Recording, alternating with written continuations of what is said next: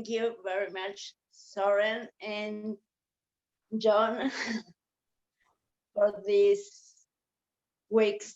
And I want to thank you as well, my friend Grace Schuschner, who is a mindfulness instructor, because thanks to her, I'm here. Well, I've been following you for 6 weeks now, and I've learned so much from you, Jon, from Soren, from all the community. So thank you. Okay, I have mainly 2 questions. I've been meditating for many years now, and since I was very, very young, I've been asking questions in my mind. I'm a writer, so I'm creating stories all the time in my mind.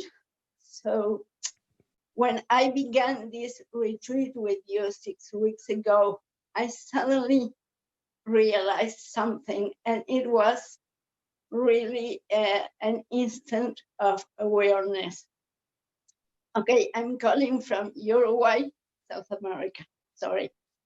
And I realized this, and here's my first question. When I'm in silence, a lot of thought ideas pop into my mind, but I'm not moving my phonetic system, and I can listen to myself. And if there's a noise outside, I can also hear or listen to the sound outside. So how can I listen to my own voice if I'm not speaking? And where does that voice come from? And at the same time, for instance, when I remember or when I try to think about something said, for instance, during any of these sessions, I can listen to your voice, Jon, or Soren's voice, or anyone else's voice, and they are not speaking. So that's my first question.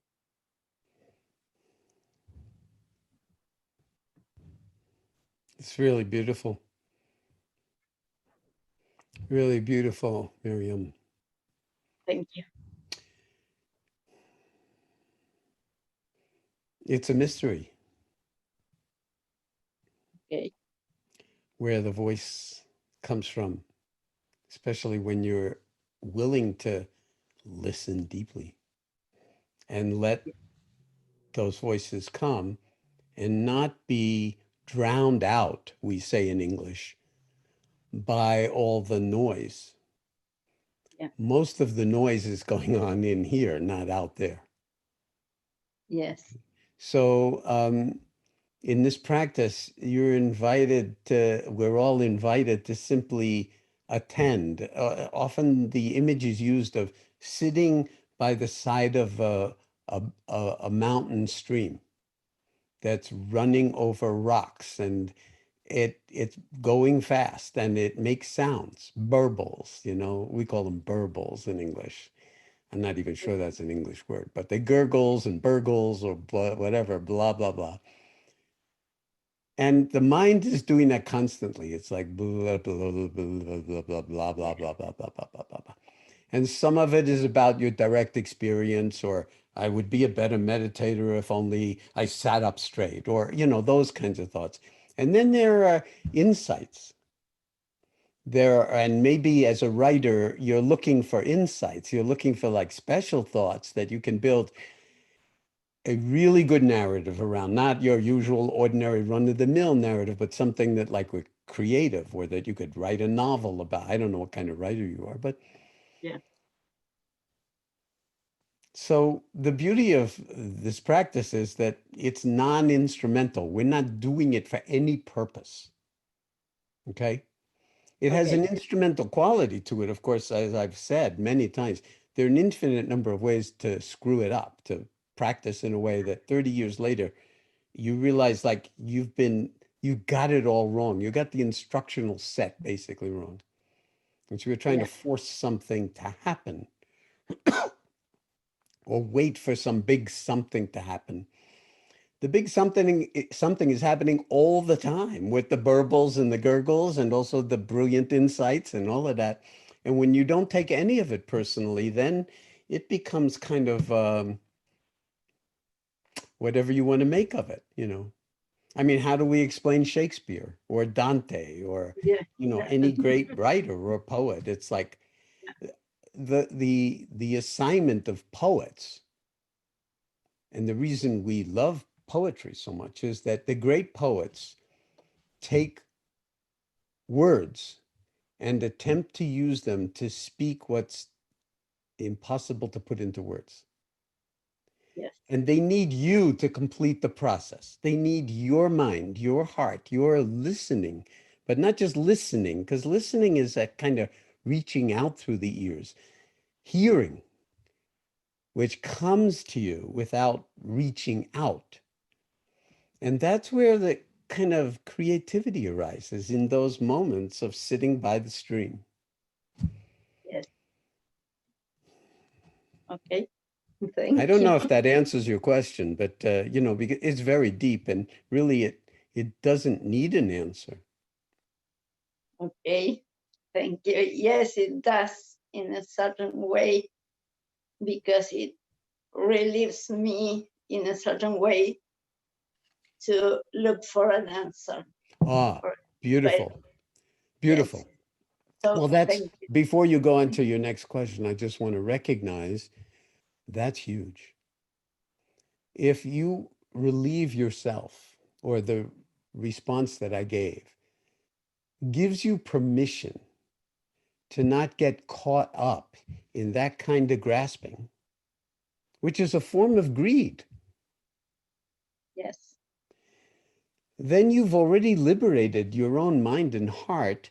And who knows what, but that's where creativity comes from. That's where imagination arises. That's yeah, where all these intelligences that I've been trying to point to at various times in this, you know, time we're together, that's where it all comes from. And it's not just in you or in me, it's in we, it's in all of us. And we're helping, in some sense, co-create and collaborate in birthing this for the world in an ongoing way. thank Not you. just in terms of literary stuff, but in terms of health, in Yeah, terms of the pandemic, and also in terms of politics, global warming, everything. yeah. How enjoy Uruguay. How nice. You know? Yes, yes. Okay, my second question has to do also with mindfulness. And since I was a little kid, I've been having this essential tremor.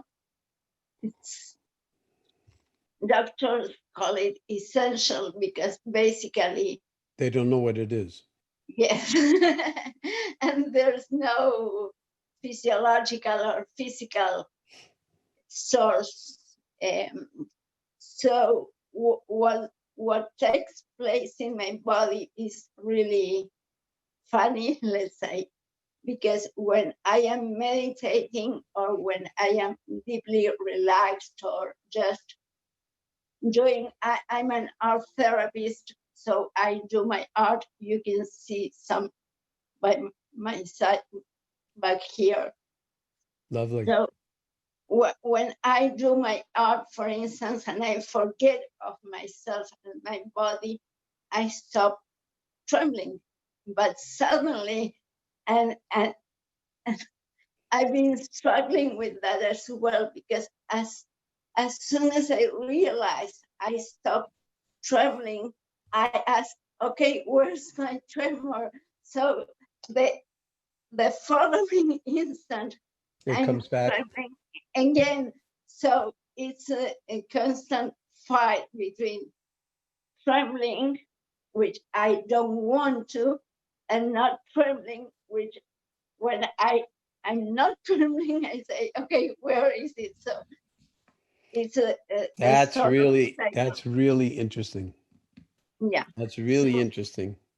if you've got anything that could help, No, I I don't know what to say about that, but I'm sure that there would be a lot of neuroscientists interested in getting you into the lab and putting you in an fMRI scanner and seeing what's going on in the brain and and maybe nothing. in the periphery when when you are in that space where you're not trembling and then capturing that moment, if it's possible to do with the technology, capturing the moment where you start thinking, hey, I'm free of the tremor, and then all of a sudden it comes back.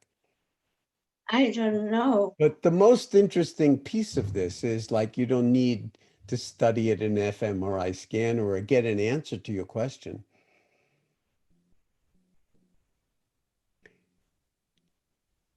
It's really profoundly interesting that your awareness or your self narrative about the trembling is coupled with paying attention to it.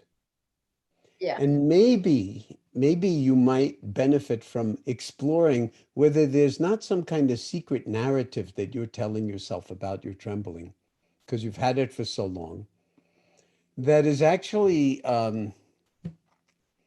something you could investigate and see if there wasn't some other way in which, without trying to make anything happen, you could rest in awareness with the non-trembling without secreting the thought, hey, look, I'm not trembling.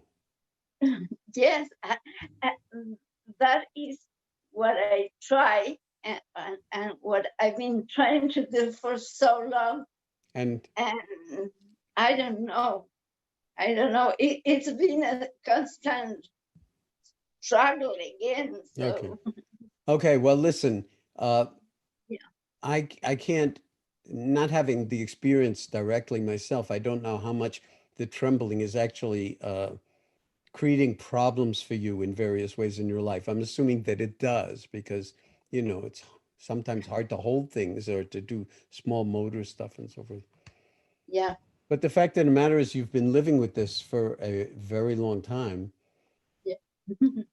And rather than trying to get rid of it, maybe another level of befriending it would be called for by not trying to get rid of it anymore or not even trying to understand why it goes away on its own. And you can play with these kinds of things non-instrumentally and just see what happens. And since it's a part of your life, let it be part of your life. Befriend it a little bit more if that makes any sense to you. Yes, So yes, yes. Because well, I tried many things. So I yeah, will try this one as well. Thank you. yeah. Thank Well, you. T.S. Eliot's line, a condition of complete simplicity, really is relevant here.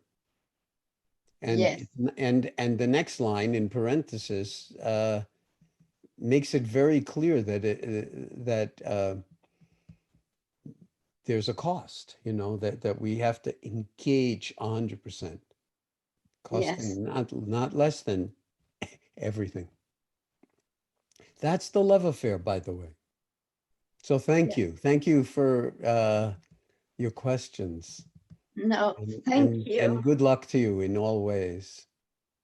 Thank you. And I must say that for me, this has been very important because,